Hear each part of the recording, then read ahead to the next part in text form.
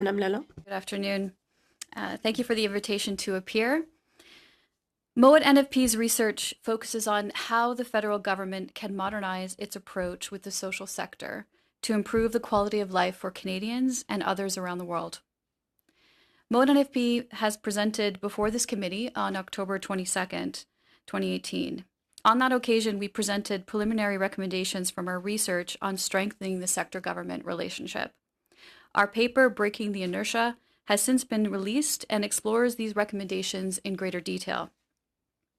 We also submitted a brief that summarizes the paper. Today, I plan to discuss these recommendations and emphasize the difference that they could make for the sector moving forward. The social sector is a key strategic partner to government in its efforts to address big challenges like poverty or climate change. However, the ways the federal government regulates and supports the sector, as you've heard, fail to recognize the realities of the modern world. They were not designed to meet today's challenges. Mowat NFP's research has confirmed many of the key themes emerging from prior testimonies provided to this committee.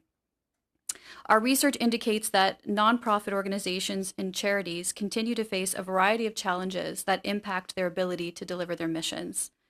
These include lack of data on the sector to assist with planning, difficulty attracting and maintaining a consistent base of volunteers, as you heard, increasing demand for services, difficulty securing funding, particularly donations to support operations, challenges with earning income, growing employment precarity, increasing pressure to track and deliver on outcomes, but without providing adequate support for building measurement capacity, lack of data literacy and technical skill sets, lack of capacity in social finance, onerous tracking and reporting requirements. Charities and nonprofits experience challenges like these to varying degrees based on their size, scope, mission, funding, subsector, and geographic location. Despite these challenges, the sector has enormous potential. The sector is a largely underutilized resource for solving complex social and environmental issues. So how should the government help realize the sector's potential more effectively? What should the role of the federal government be? Nearly every department of government has some connection to the social sector. Yet there is no one-stop shop for social sector organizations to work collaboratively with the government. There is no federal minister, no department or agency with the responsibility for social sector issues.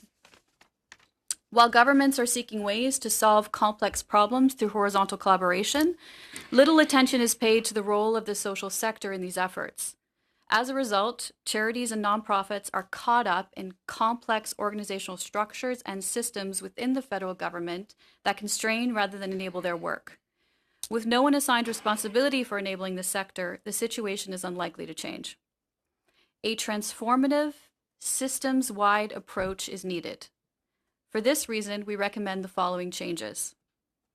Give the Tax Court of Canada jurisdiction over cases related to charities. This change can help make judicial review of CRA decisions more accessible and affordable for charities. Other tax-related appeals are within the jurisdiction of the tax court. It is appropriate that charity appeals would be addressed in a similar manner. Creating a standing joint committee for the social sector with members from both the House of Commons and the Senate. Society's needs will change and continue to evolve. So should the law. This joint committee would have strong symbolic value and would create a crucial mechanism for considering legislative changes. The committee has also heard from other witnesses on issues related to earned income and business activities, direction and control, differential tax credits, and government transfers. We endorse the recommendations put forward by the Mowat Foundation in their submissions to the committee. We also propose establishing a social sector office as a permanent unit within a central agency, such as the Privy Council Office, to support the enabling functions. A standalone office within a central agency would allow for policy coordination across departments and would be more effective at promoting a whole-of-government approach. More specifically, the office could support cross-sector partnerships, work with the sector to promote volunteerism and giving nationally, share best practices and lessons learned, ensure that critical research is undertaken on the sector, engage the sector on issues relating to social finance and social innovation, coordinate provincial federal government activities as appropriate, and support efforts to streamline funding applications and reporting systems. The sector has called for this type of public service leadership for decades. In 2006, the Blue Ribbon Panel emphasized the need for cross-departmental leadership on grants and contribution issues. A centralized social sector office could play this role and reduce duplication of efforts. There are parallels between the mandate for this proposed office of the social or for the social sector and the Office for Social Innovation that was recommended in the Social Innovation and Social Finance Co-Creation Steering Group report. Where possible, it would be prudent to align these mandates and establish clear constitutional links.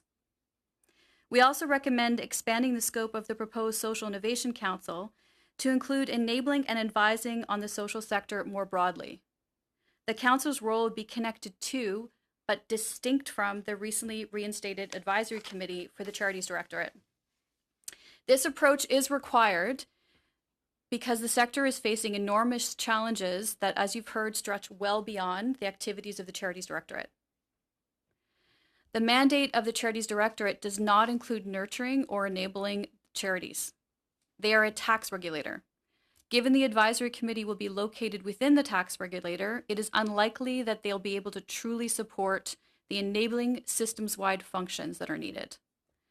The Social Innovation Council and the Social Sector Office would be more effective institutions within government to embrace the depth and complexity of the issues facing the sector. We recommend anchoring the commitment to long-term policy action by embedding the office, council, and its associated funding structures and legislation.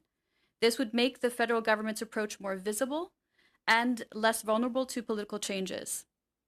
Other jurisdictions have taken such an approach.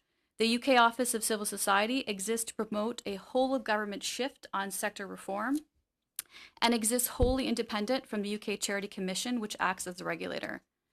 The Australian Charities and Not-for-Profits Commission integrates regulatory and enabling functions, but remains distinct from the Australian Taxation Office. By implementing these recommendations in tandem with the others contained in our report, the federal government would complete a built-to-last transformation of the government sector partnership that recognizes and deepens the roles each plays in achieving social change. Thank you for your time. I am pleased to answer any questions.